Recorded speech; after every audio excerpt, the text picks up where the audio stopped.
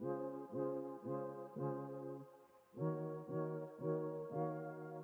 good, JT fam? We're back again with another lit banger. Alright guys, yeah, you do. I'm sick. Alright guys, so today we are gonna do something a little bit different actually. We are thinking about starting a little bit of like a series. You notice that a lot of the people that are watching these videos are like a little bit younger. So we thought, why not do a queer survival guide? So we're gonna have like a series of videos that are gonna come out sporadically, and it's just gonna be things like, you know, signs she's into you, how to flirt with like a femme lesbian. Just like, obviously this isn't like rule, it's not fact, it's kind of like our thoughts on things, but like we thought it'd be like something to have a little bit of fun with and kind of just see where it goes and see if we get some like interesting conversation down in the comments. But yeah. So today we are going to be doing the signs that she is into you. I would like to see it.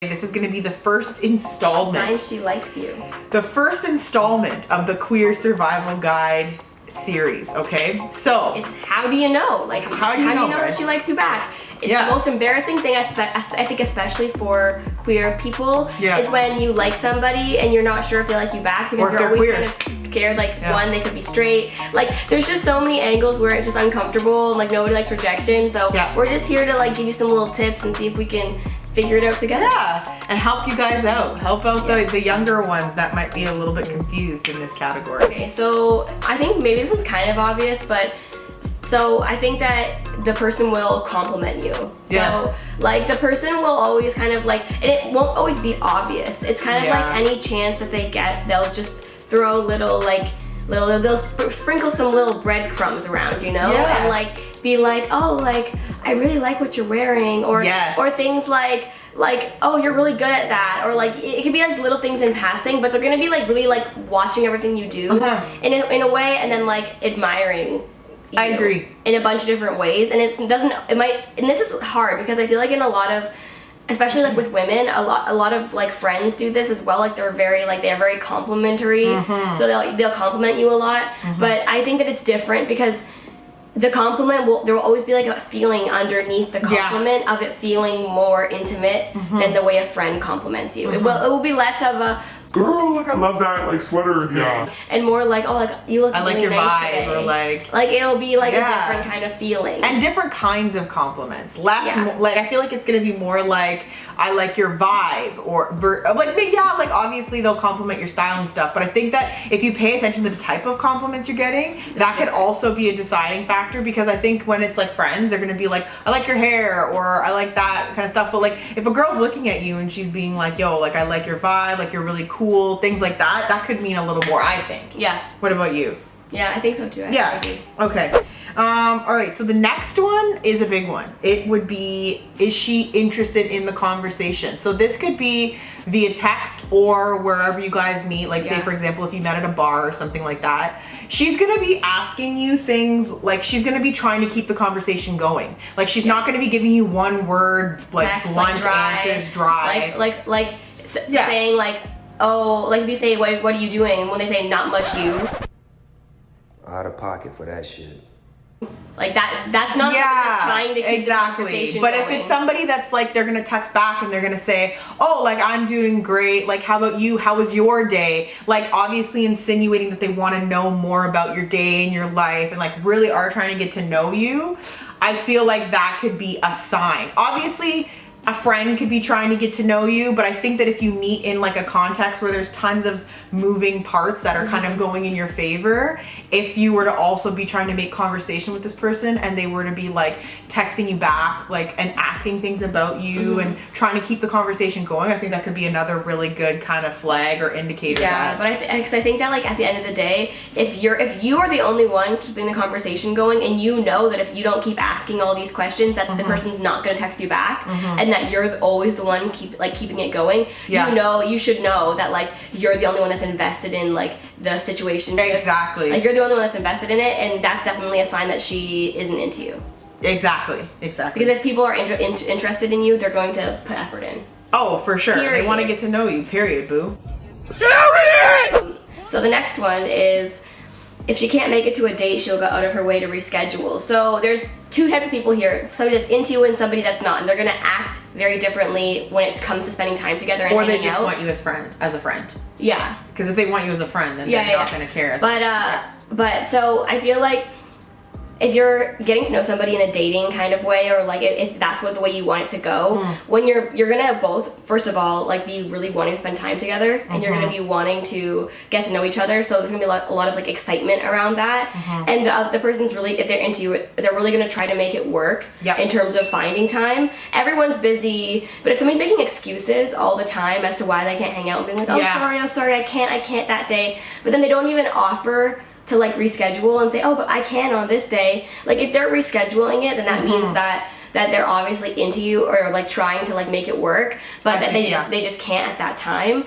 But if they're literally just making excuse after excuse and it's just not going anywhere, and they're just kind of finding ways and like reasons to say they can't meet you anywhere, then it's kind of obvious that they're just trying to like let you down easy, and they're not communicating properly. Like they could just say, hey, I'm not into you, but like these people are a little bit cowardly, and they're just trying to find the easy way out. Or they're really nice and like don't know how to let you down. No, but like I think that's almost mean, because you're leading the person on. But you know how that could easily be, the person that doesn't know how to say no could easily do that, not trying to like be mean. But but I think that's the biggest piece though, is it's not the fact that they're saying they can't. The fact is that, are they rescheduling?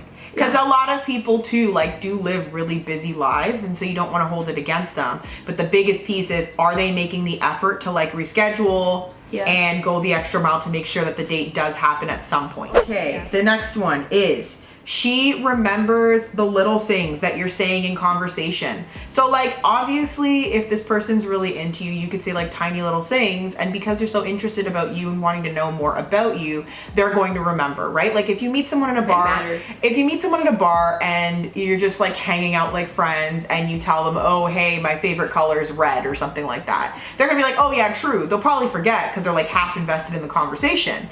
But if you are out at a bar and you meet somebody that you're interested like to talk to, and they say, oh hey, my favorite color is red, you might be like, ooh, red, maybe I'll get them roses. So like you start to remember little things about like the conversation. So if they're doing like recall of your conversation, it's like tiny little facts about what you said, the odds are is that they're like really interested in you, and like really interested in wanting to know more about your life, and like really getting to know you. Yeah Last one. Body language. So body language is definitely a big one. I think it's kind of hit or miss, because everyone shows body language in a different way. Like it's really, this one's harder to tell, but there are some things that like you'll notice. Like if somebody's into you, obviously they're going to try to be like close to you, and they're going to be like, you know, they're going to be maybe like touching you a little bit, maybe not. I don't know. Maybe why don't you tell them a couple things that like femmes might do? I feel like eye contact is like a big thing. Like you're like look at them and like give them like, you know, the eyes, like you'll like look at them like, ooh, like, you know, you give them like a look like of, I think you're attractive, like holding longer eye contact, and like giving like, you know, the smolder, you know, like the like the nice like eye look. I think like you might like joke around with them more, and be like touching them, being like, you know, like touching your arms or something like that. People might be like grabbing, like holding your waist, or I would say that like things. That's what like you would do. I think we would like, not we, but like sometimes I think, I don't want to generalize for all masculine lesbians. That's the problem with these types of things, but we're just gonna do our best here. But for myself personally, and people that are maybe a little bit more aggressive or whatever, I would say like holding the waist, like not like super low, obviously asking for consent. Let's get that straight. But like making sure that like, you know, your bodies are closer, you know, kind of invading personal space in a weird way, but like not in a creepy way, but in a way that just like lets the other person know that like you're not standing 10 feet from them because you want to be closer. I would say like that's a big piece with body language, don't you think? Yeah, that is. So yeah, like I would say even little things in terms of body language, like are they like pointed like towards you, or like are they like kind of like half away from you? Are they looking at you? Are they looking at you? You know, like if they're half away from you, like they're trying to look for an escape, to be honest. If they're like all into you, they're like going to be pointed towards you. They're going to have open body language, not going to have their arms crossed. Like they're going to be like inviting you into their space. You know what I mean? I actually have one more that kind of adds on to this that I want to like throw in. Sure. I think it's actually really important. Yep. So like in terms of body language and how somebody like acts around you, there's also, if you think about it, something that's really important to think about when you're trying to guess if somebody's like actually into you or not is also, do they like, are they like proud of you in public? Like, do they want to take you out in public? That's a good one. Like, because if somebody's like not really into you, or they're kind of like ashamed of you because they're kind of like, I don't really know what I think of this person, like I don't really know if I like am attracted to them, like whatever, they like won't want to bring you out in public. They won't want their friends to accidentally run into you because you're kind of like a secret. You're like you're not really like someone they're taking seriously. I didn't think of that one. But if somebody's like, you know, taking you everywhere and wants to bring you out, wants you to be seen with them everywhere, that's a good sign they're into you. Because if somebody's like unsure about you, or they're not sure if they're even attracted to you or like whatever, and they're kind of just like, I don't know, they're not going to be wanting to like display you. I never even thought of that, but that's so true. Yeah. That is so true. Look at this. Wise words, okay? Wise words of Jess. Anyways, guys, I think those are the couple ones that we have. Honestly, I think you believe those are some of the bigger ones, like some of the major ones. Comment down below though if there's any other signs that you guys like it's like tried and true, you guys live by. We didn't mention one. Exactly, that like we've missed. Comment down below. Like guys, we're gonna help the community out here. We're gonna help each other out. We're gonna help each other figure out, like maybe somebody right now that's watching it has a crush and they're just like, I don't know, do they like me or not? Maybe this video will help them get the courage to go up to them and be like, hey, what's the tea, sis? What's going on? You know what I mean? So anyways, guys, I hope you like the first installment of the queer survival guide. And yeah, do you have anything else to say? All right, well, if you like this video, guys, please like, comment, subscribe, hit the bell so you know when we're dropping late. And on that note, we will see you guys in the next video. Bye.